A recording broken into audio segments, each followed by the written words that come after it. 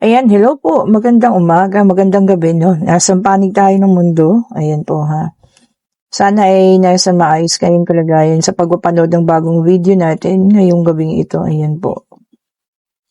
Ba't nagka-clash ang mga baraha? Ano ba ito? Okay, sige, tingnan natin kung kaninong situational reading ang makukuha natin ngayong umagang ito, no? Ayan po. Muli, salamat po sa lahat ng mga nag-order. Salamat po sa mga ang tawag dito nagpa-reading kahapon. Ayan, biyernes, ano. At sa lahat po ng may gusto ng private reading, natataon, February 13. Oh, yung mga wala pang ka-date, total biyernes pa naman yan. Magpa-schedule na po kayo, ha. Kung meron kayong nais katanungan, meron kayong gustong malinawan, okay po, kayo po yung mag-chat na. Para mabigyan kayo ng oras sa February 13. Tama-tama yun, di ba? O kung gusto niya lang simpleng malaman kung kamusta na. O, diba? Yung natatanging person sa buhay ninyo. O, kamusta siya ngayon? Ganyan. Ano kanyang ginagawa? O, diba? Okay, sa unang card, meron tayong Queen of Swords. Okay. Tingnan pa natin. Kapag ka ganun po ha, love reading, siyempre kakailangan natin ng kanyang pangalan, date of birth. O, diba? Yun po. Yun lang naman ang hihingin ko sa inyo. Kahit ano, wala nang iba. And we have the Lovers. And we have the Ten of Swords. Okay? Sige. Maganda ito, ha. Bungad pa lang, We have the Three of Cups. Okay po. Tingnan pa natin. Okay po, ha. Sa lahat ng gusto ng private reading on Friday, magpa-schedule na kayo ngayon. May mga ilan-ilan na, Mga gusto ng love reading, ayan po, ha. Kayo po yung magpa-schedule na. Or kung gusto niya lamang simpleng malaman yung energy ng person nyo ngayon, lalo yung mga nasa malayo, And we have the Two of Swords. Okay po.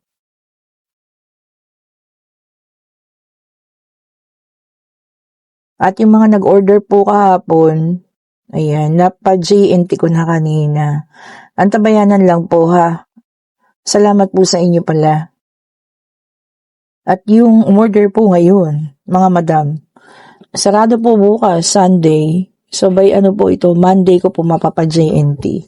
At sa lahat po ng gusto sumabay para mapa-JNT by Monday, mag-chat na po kayo kung anong nais ninyo dito sa ating mga bracelet at syempre sa pabango. Kay madam na nag-order ng maraming pabango, salamat po sa inyo, ma'am, ha. Ayan. Daming order ni Madam Pabango. Thank you po. Ay, dalawa. Isa na lang kailangan natin.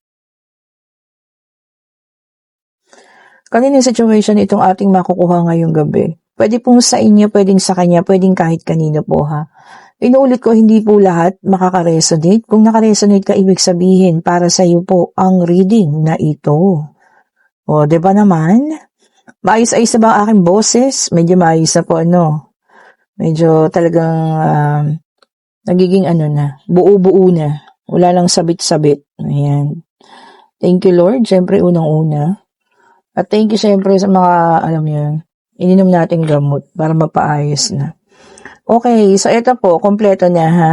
Para sa ating second layer ng ating 4 spread cards, we have the Two of Swords, we have the Four of Swords, we have the Page of Swords, and we have the Hierophant. Okay.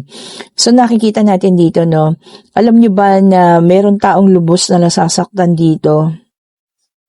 If ang person ninyo ay nasa kabilang iba yun, wag naman dimension. Natawa ako dun sa may nag-comment nung nakaraan, Parehas pala kami, nagtugma ang aming isip. Kumbaga nakuha kaya energy niya. Ayun, nasa kabilang bahay, kabilang tao, kabilang person na, Ayan po, alam niyo ba yung inasasaktan, yung sinamahan niyang si Bakekang. Bakit? Kasi, laging nababanggit, ikaw. Sa pagtatalo nilang dalawa, ikaw at ikaw po ang nandoon, nakapaloob. Kumbaga, hindi mapakali or hindi makali itong si Bakekang. Kumbaga, hanggang ngayon, nandoon na nga yung person mo, ikaw pa rin yung pinag-seselosan. Nakakaloka lang yung ganun. Kasi, ikaw na nga yung inagawan. Tapos ikaw pa rin yung pinagseselosan. Siguro ramdam niya na ito yung urge ng person mo na gusto pang magbalik sa'yo. O, 'di ba? Sa ikaw naman, patuloy lang ang hamon ng buhay. Ayan, Ayan, Queen of Swords na medyo may katapangan.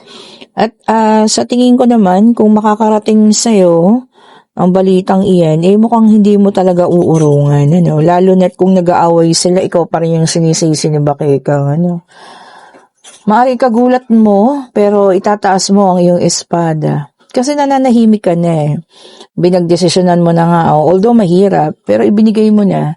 Kumbaga pinaubaya mo na. Tapos ngayon, tuwing magkakaroon sila ng kaguluhan, pangalan mo pa rin yung nababanggit. Ikaw pa rin yung nandoon, nakapaloob. Diba? Pag nagsiselos, kapag kung ano man, ikaw pa rin. Bakit? Sobra bang insecure sa'yo si Bakeka? Diba po? Hindi naman magaganap yung kung walang insecurity ang taong ito sa inyo. Diba? Siguro ramdam niya kasi na ikaw talaga yung tunay na mahal. Ang hirap kasi kapag punang agaw lang 'di ba?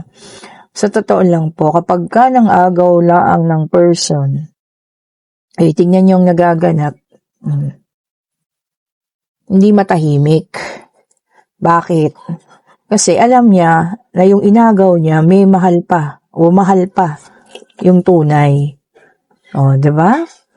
And we have the Knight of Swords. Sabi niya rito, nawawala ng pasensya na yung ex mo sa kanya. Siyempre, paulit, yun at yun na lang. Sino ba naman matutuwa nun, di ba? Ando na nga sa kanya.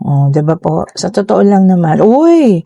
Queen of Swords. Ito gusto ko, talagang palaban ka na. O regardless po sa inyong kasarian, ha? No gender specification, pwedeng babae, pwedeng lalaki, pwedeng LGBTQ ka, or kung ano man, talagang palaban. Kumbaga kung makakarating sa iyo ang balitang yun, sabi ko nga, hindi mo uurungan. Siyempre naman, kahit ako naman po, hindi ko uurungan yan, Yung nananahimik na ako, isasangkot niyo pa yung pangalan ko, at ako pa yung sisisihin ninyo. Sumusobra naman kayo. Di ba po, Pero kasi, may pananahimik dyan. Kumbaga, you choose, na talagang maging silent. Kumbaga, yan sila. Diba? Tama, sign of maturity naman, din naman yun. And then, we have the Eight of Swords. Ayan, nakatrap yung si Bakekang sa iyo, sa mga nangyari. Nakatrap siya mismo, sa pangalan mo, masyado siyang takot. Diba? Isa lang ibig sabihin nun.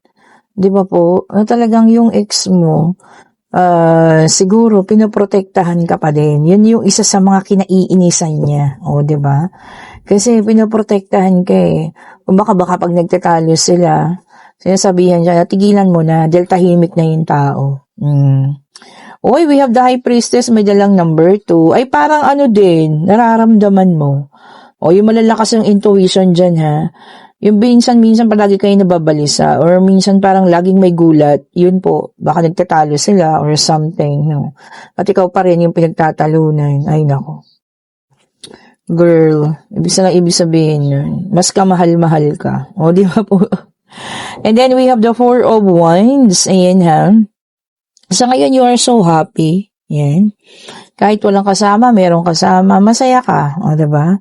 Kaya nga gusto mo lang ng katahimikan Pero sila yung magbibigay sa'yo ng, hindi naman gera, Pero alam mo yun, mga pasaring, baka may makita ka sa social media, o mga paiklat ni Bakekang, diba? So yung patience mo, pasensya, habaan. At wag na pong papatol, diba?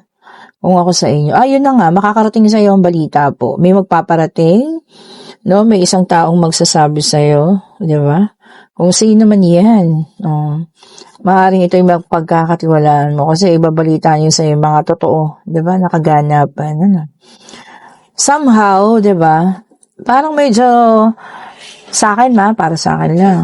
Buti nga sa'yo. O, diba? Buti nga kay Bakekang kung talagang feeling insecure at kung ano man yung nararamdaman niya sa'yo.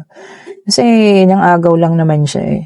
So, kung hanggang ngayon hindi siya makamove on, diba? Lalo na siguro nakikita niya sa social media, no, gumaganda ka, umaayos ka, kumikinis ka, bumabata ka, tapos siya puro pilegis na ngayon. Alam niya yan? Ano niya yan? Deserve. And we have the star na may number 17. Marami kang inspirasyon ngayon. Di ba naman?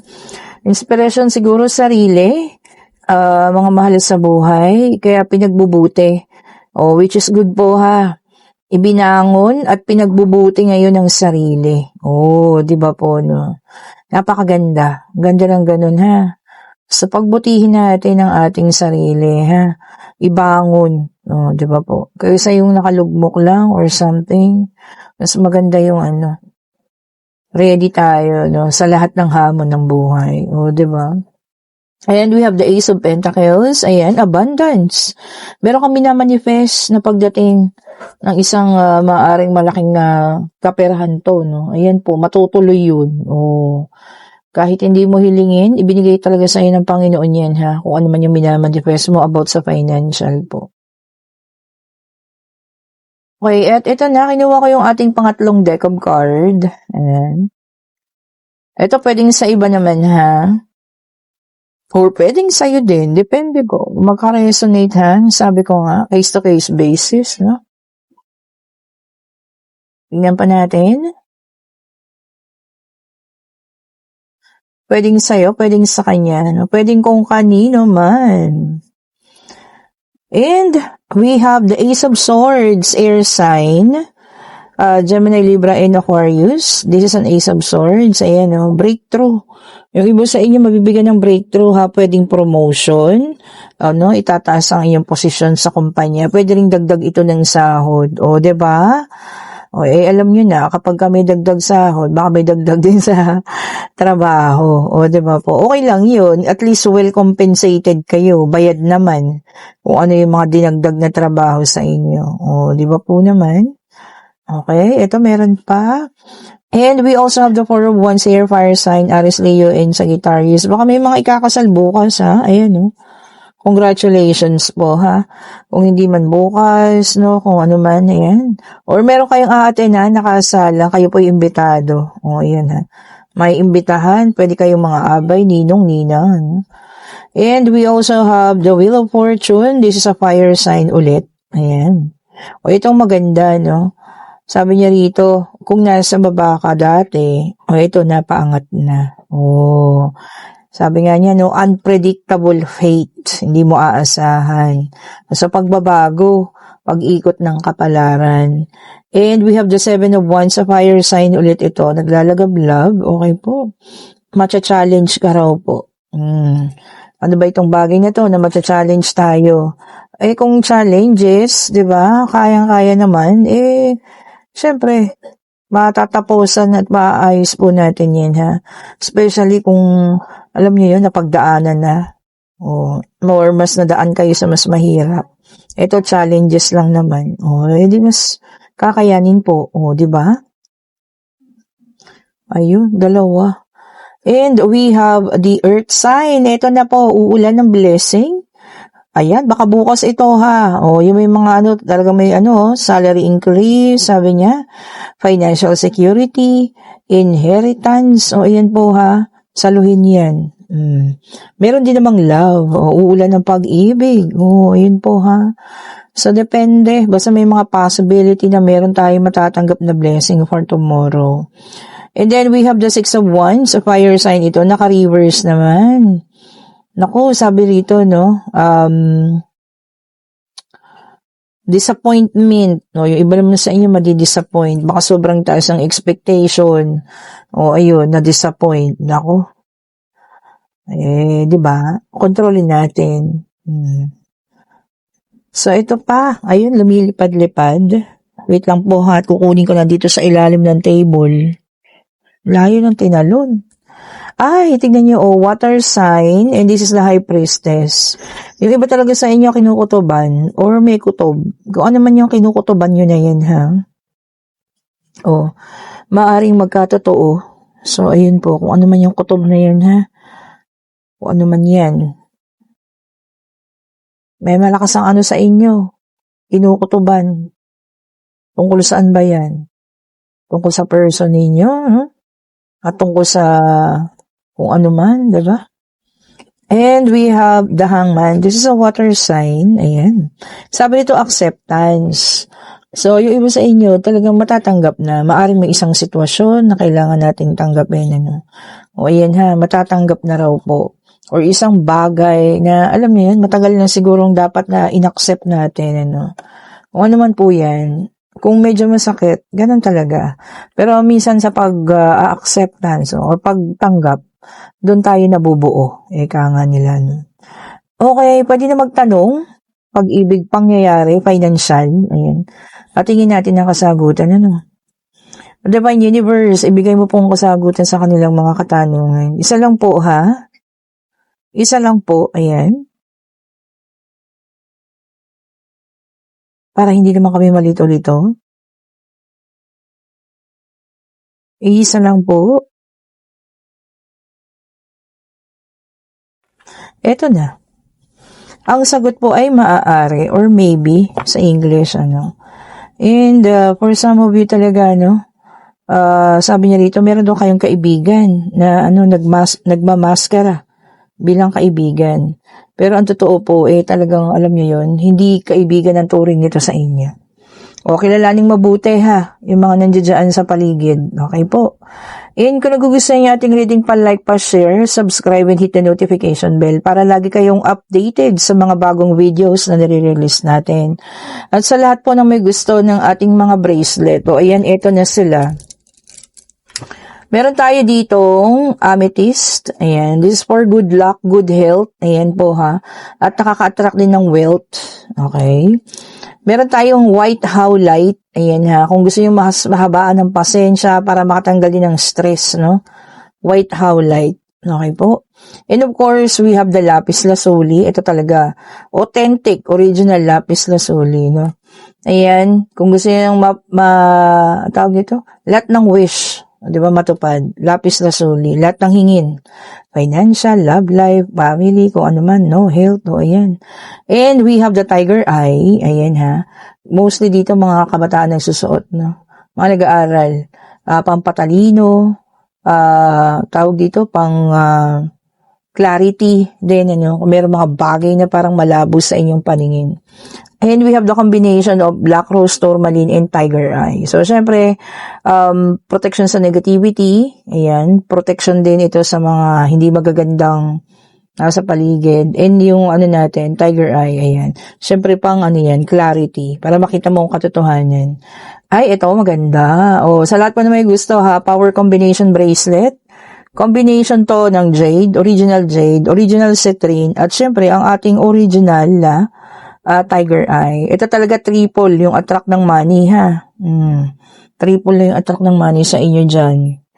Marami na po napatunayan. And of course, we have the rainbow jade. Ayan, sa family of jade din siya, no. Okay po, this is the rainbow jade. Ito naman tinatawag nilang stone from the heaven. Okay po. Sa lahat ng may gusto, no. Sabi nila kasi pag may suot kong ganito, you are well protected sa mga evil eye, sa mga kung ano man, ano, masasamang binabalak. Ayan po. So, ang nanay, pinagsuot ko niyan. Sa totoo lang po, may jade ang aking inay. Kasi syempre may edad na, diba? And of course, ang ating pampadami ng financial, we have the citrine mantra. Ayan ha. Meron din tayong citrine original. Ayan. Kung gusto niyo lang naman. And syempre, ang ating white quartz. Ito, nag-iisa na lang. Baka ipaparapol ko siya ha, sa birthday ko. Ayan.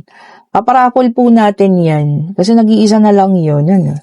And of course, kung meron gusto ng green aventurine, pang-ayos ng mga relasyong medyo on the rocks na. At ang ating black obsidian. O, ito talaga, ang ganda ng effect. Ito yung pinasuot ko doon sa kapatid kong na biktima ng, alam niyo na, Q-lam. Ayun, ganda ng epekto sa kanya. Gumaganda na po ang katawan. Oh, black obsidian po. And, syempre, ang ating carnelian. O, ayan ha. Kung meron tayong gustong i-manifest na pabalikin, mag-carnelian kayo. Oh, di ba po? Ang rose quartz, syempre para sa love life yun. Okay po, and kung nagugustuhan yung ating reading ulit ha, pa-share na lang po. At sa lahat ng may gusto ng ating mga bracelet, pabango, at ang ating mga evil eye set, okay po, kayo po ay mag-chat na. I-click nyo yung link. Oh, ito isang set na lang po ito ha. Ayan. Basta yung mga isang set na lang, baka ibenta ko lang ng mas mababa. Kaya mag-chat na kayo. Ito maraing pa to. Ayan, the classic design. Mag-chat kayo ha. Ayan po. Kung sinong gusto ng mga protection dyan. At ito meron pa to. Oh, ito maganda. Ay, natanggal yung ano. Bracelet naman ito yung kapartner niya. Pero pwede rin namang sing-sing po. Ayan. Bracelet tsaka kwintas. Lahat po ay non-tarnish, hypoallergenic. So kayo po yung mag-chat na, ha? Thank you so much po for watching. Happy Saturday. Have a great evening po sa lahat. Bye-bye po sa inyo.